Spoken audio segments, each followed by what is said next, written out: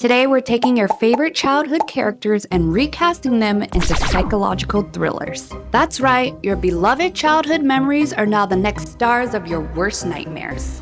Now, if you're anything like me, growing up watching Dora the Explorer didn't exactly help you learn how to read maps as an adult. What it did do is show you how oddly committed she was to her job.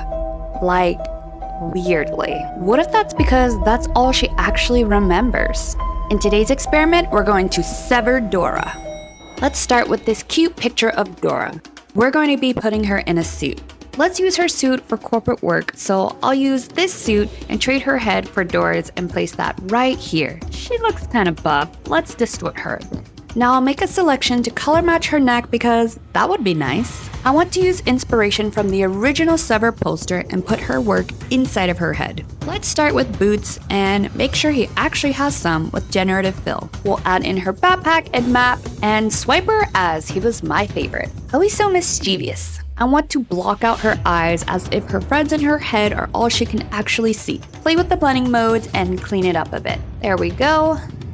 Next, she needs a new mouth that looks like she's unconscious and unaware of anything outside herself. Right now, everyone is looking away and I want them to be almost staring into your soul. So I'll replace all their eyes to be looking forward.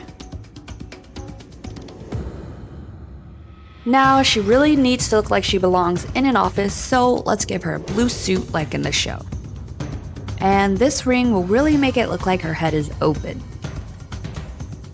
I decided to change the background for something colder and more sterile office-like. I want the title to also reflect that severed feel, so we'll slice right through it and define it some more. For the last touch, she needs a key card, so I'll take the one that's used in Severance. So, what will we get? Dora, the girl who couldn't stop exploring.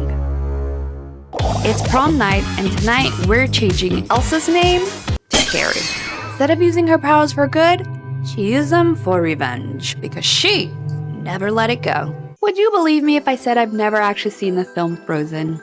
But this photo really inspired me. Let's cut her away from that Iceland and use generative fill to extend her dress and arms.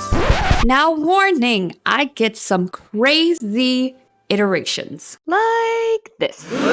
I kept trying until I found something I was happy with. But do you see that hand? Now, let's move on to her eyes. I'm using the patch tool to basically remove them as if they were never there, until I got something like this.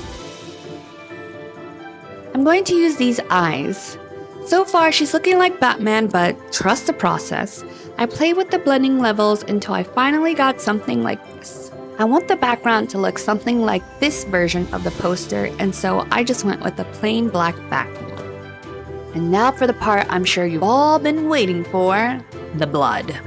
Instead of using a PNG, I decided to draw on the blood to keep that cartoon effect.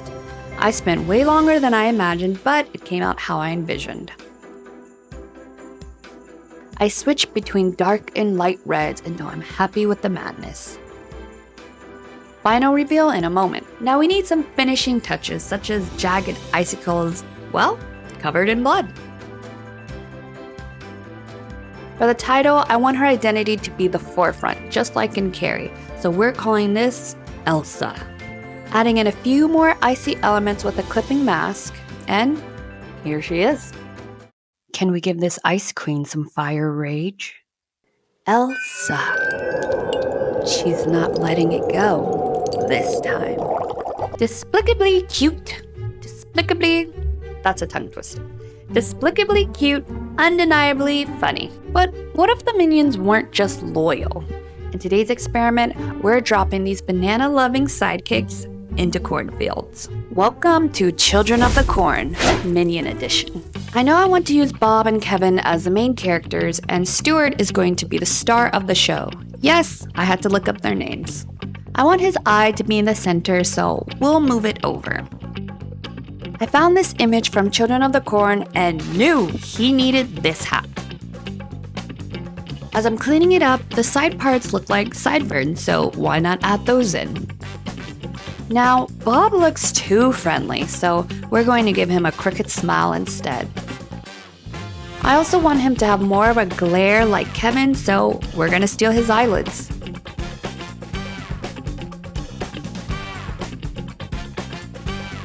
I originally wanted them to be in a realistic cornfield, but it looked too busy, and so I went back and referenced these posters and decided to do simple solid colors instead.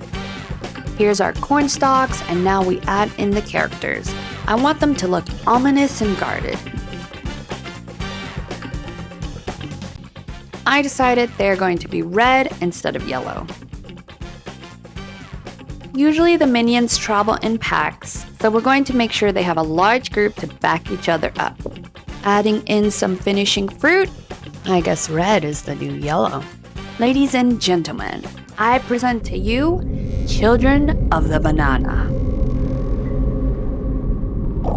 And that concludes today's experiment, my fellow mad designers. Which twisted crossover would you really want to see? Let me know in the comments, and until next time, keep designing and experimenting.